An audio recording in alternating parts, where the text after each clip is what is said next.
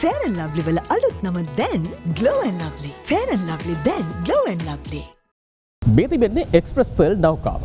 මෙම නෞකාව ඉන්දියාවේ සිට බහලුම් සහ රසායන ද්‍රව්‍ය රැගෙන ශ්‍රී ලංකා වරායට සේන්දු වෙමින් තිබෙන අතරතුරදී ශ්‍රී ලංකා වරායට නාවික සැතපුම් 9.5ක් වූ මුහුදු තීරයේදී ගිනි ගැනීමකට ලක්. මේ ගිනි ගැනීම හේතුවෙන් නැවෙහි කිසියම් පිපිරීමක් සිදු වුණා. ඒ පිපිරීමත් සමග නැවෙහි ගබඩා කර තිබූ බහලුම් කිහිපයකුත් මුහුදට ඇද වැටුණා. කොහොම වුණත් මේ වන විට මෙම නැව මුළු මුනින්ම ගින්නට හසුව අවසන්. මේ හේතුවෙන් නැවෙහි ගබඩා කර තිබුණු බහලුම් වලින් 70%ක් 80ක් පමණ ගිනිගෙන විනාශ වී තිබේ.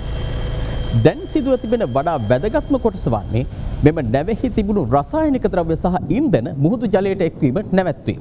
මේ නිසා ඊට අදාළ වගකිව යුතු බලධාරීන් සියලුම දෙනා මේ වන විට සැලසුම් සකස් කර තිබෙනවා. කොළඹ වරායේ සිට නාවික සැතපුම් 50ක් පමණ දුරින් වූ ගැඹුරු මුහුදු ප්‍රදේශයට මෙම නැව රැගෙන යන්න. කොහොම වුණත් මේ වන විට යා සුලිකුණාටුව හේතුවෙන් මුහුද ප්‍රචණ්ඩ වී මේ සියලු සැලසුම් වලට බලපෑම් එල්ල කර තිබෙනවා.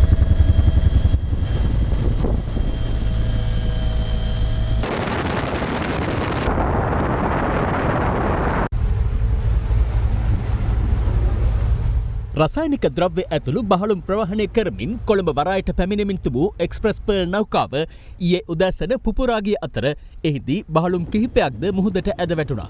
දිගින් මීටර 186ක් සහ පළලින් මීටර 34ක් වන මෙම නෞකාවේ ගින්න තීව්‍ර වෙමින් මෙවන විට සම්පූර්ණ නැව පුරා පැතිරී ගොස් අවසන්.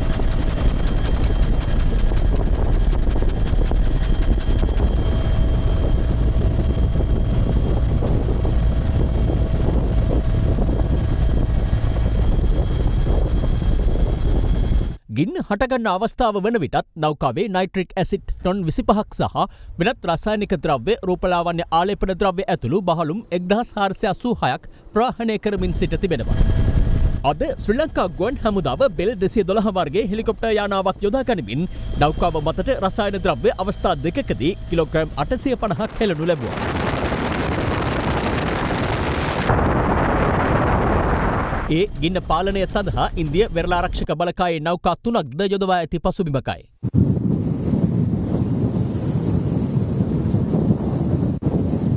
නෞකා පුරාම ගිනිදැල් පැතිරලා තියෙනවා. නැව ගලවා ගැනීමේ සමාගම විසින් ගෙන්වන ලද ටග් යාත්‍රා දෙක මගින් අඛණ්ඩව මේකට වතුර දමමින් සිසිලනය කිරීම සහ ගින්න මැඩ පැවැත්වීමට උත්සාහ දරනවා. දැනට ලැබිලා තියෙන ආරංචි මාර්ගවල හැටියට තාම නැව දෙකට කැඩීම ගැන අවධානමක් ඇවිල්ලා නැහැ. ගින්නත් මැඩ පැවැත්විය නොහැකි මට්ටමට දැන් පැමිණ තිබෙනවා. වැල්ලට මෙම ද්‍රව්‍ය කන්ටේනර් පාවෙලා එන්න පුළුවන්. කිසිම දෙයක් අල්ලන්න එපා. අනිත් එක තමයි අපි දන්නවා මේ කන්ටේනර් එන්නේ ඉන්දියාවේ ඉඳලා. ඒතකොට ඉන්දියාවේ දැනට පවතින කොරෝනා වෛරස් තත්ත්වය නිසා යම්කිසි වෛරස් ප්‍රභේදයන් අපේ ඇඟවල් වලට එන්න පුළුවන්. ඒකින්ද මේකෙන් අයින් වෙලා ආරක්ෂාව සපය ගන්න. නැව සහ එහි බහලුම් 70%වත් 80ත් අතර ප්‍රමාණයක් ගිනිගෙන විනාශ වී ඇති බව සමුද්‍රීය පරිසර ආරක්ෂණ අධිකාරිය පවසනවා. ඇතැම් බහලුම් මුහුදට වැටී තිබුණේ නැව අස්ථාවර වී එක් පසකට ඇලවීම හේතුවෙන්. බහලුම් වලින් විසිර ගිය අපද්‍රව්‍ය මෙලෙස සාගරයට එක්ව තිබුණා. නෞකාවෙන් මුහුදට වැටුණු බහලුම් වල හා එහි තිබූ ද්‍රව්‍ය අද උදෑසන වන විට උස්සටකෙයාව හා මීගමුව අතර වෙරළ තීරයට ගොඩගසා තිබෙනවා. කොළඹ වරායට ගොඩබාන්න තිබිච්ච කන්ටේනර් අද දවසේදී මේ විදියට මීගමුව වෙරළ තීරයට ගොඩගසාගෙන ඇවිල්ලා තියෙන ආකාරය තමයි අපිට දකින්න ලැබෙන්නේ. ඒ අනුව ඊ රාත්‍රී කාලේ ඉඳන් මේ දක්වාම මේ කොටස් වෙරළට ගසාගෙන එන ආකාරය උස්වැට කෙයියාවේ ඉඳන් මීගමුව දක්වා වූ වෙරළ තීරය අපිට දකින්න ලැබෙනවා. ඉතින් ඒ වගේම මේ හේතුවෙන් දැඩි පරිසර හානියක් මේ වෙරළ තීරයට සිද්ධ වෙලා තියෙන ආකාරයත් අද දවසේදී අපිට දකින්න පුළුවන්. ඉතින් ඊයේ දවසේදී බලධාරීන් ඉල්ලීමක් කරා ජනතාවගෙන් මේ එන කොටස් විශේෂයෙන්ම රසායනික ද්‍රව්‍ය අඩංගු විය හැකි නිසාවෙන් අල්ලන්නට හෝ රැගෙන යන්නට උත්සාහ කරන්න එපා කියලා. හැබැයි ඒ නොතකිමින් ජනතාව අද වෙරළ තීරයේ ආසනයට ඇවිල්ලා මේ කොටස් රැගෙන යන ආකාරයත් අපිට දකින්න ලැබුණා.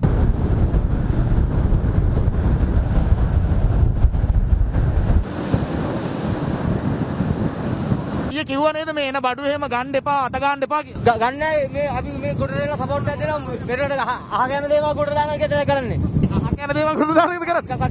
ගත්තේ අදවත් තිබ්බේ නෑ. නැවෙන් එන කොටස් අල්ලනවා සහ අරගෙන ගිහින් විකුණනවායි කියලා දැන් මේ කට්ටිය කියනවා. විකුණන එක සම්බන්ධව නම් ඉතින් දන්නේ නැහැ. කොටස් නම් කොට ගෙනිච්චා ඉතින්. ඒවයි තිබුණා ඔය ටොෆි චොක්ලට් සූර්යකාන්ත ඔයිල්. මේ වෙරළ තීරයේ ඇවිදගෙන යද්දි දැකපු තවත් සුවිශේෂී කාරණයක් තමයි කුඩා ප්ලාස්ටික් කැබලි මේ වගේ මේ වෙරළ තීරයේ පුරාවටම ගොඩගසලා තියෙන ආකාරය විශාල පරිසර විනාශයක් සිදු කරමින් ඉතින් ප්ලාස්ටික් කැබල වලින් සමන්විත කිලෝ 25 කොට්ට මේ විදිහට මේ වෙනකොටත් වෙරළට ගොඩගසමින් පැමිණෙන ආකාරය අපිට දකින්න ලැබෙනවා. ඉතින් මේ කොට්ට අරගන්න බොහොමයක් මේ මීගමුව ප්‍රදේශවාසීන් වෙරළ ආසන්නයට ඇවිල්ලා ඉන්න ආකාරයත් අපිට දකින්න ලැබෙනවා. විශේෂයෙන්ම සංචලන සීමා පවා නොතකමින් මේ ආකාරයට නෞකාවේ කොටස් අකණ්ඩව වෙරළ තීරයට ගොඩගසමින් පැමිණීමත් එක්ක මේවා රැගෙන යාම සඳහා මෙතනට එක්රැස් වන ජනතාව ක්‍රමක්‍රමයෙන් වැඩි වෙද්දී පොලිසිය සහ ශ්‍රී ලංකා නාවික හමුදාව එක්ව ඔවුන් ඉවත් කිරීමට අද දහවල් කාලයේදී කටයුතු කරන ආකාරයත් අපිට දකින්න ලැබුණා. ඉතින් ඒ අනුව මේ මොහොත වෙද්දී මේ වෙරළ තීරයේ පුරාවටම නාවික හමුදාවේ බටයින් යොදවමින් ආරක්ෂාව තහවුරු කරලා තියෙන ආකාරය තමයි අපිට මේ විදියට දකින්න ලැබෙන්නේ. මේ අතර නෞකාව අවට මුහුදේ තෙල් පැතිරයාමක් සිදුවහොත් පවතින කාලගුණ තත්වයට මුහුණ දෙමින් එය අවම කර ගැනීමට වැඩි අවධානයක් යොමු කරන ලෙස ජනාධිපති ගෝඨාභය රාජපක්ෂ මහතා අද උපදෙස් ලබා දුන්නා. ජනාධිපතිවරයාගේ උපදෙස් මත සමුද්‍රීය පරිසර ආරක්ෂණ අධිකාරිය මෙවන විටත් එම මුහුදු තීරය අවට ජල සම්පල පරීක්ෂණයට ලක් කරමින් පරිසර හානිය අවම කර ගැනීමේ කටයුතු ආරම්භ කර තිබෙනවා.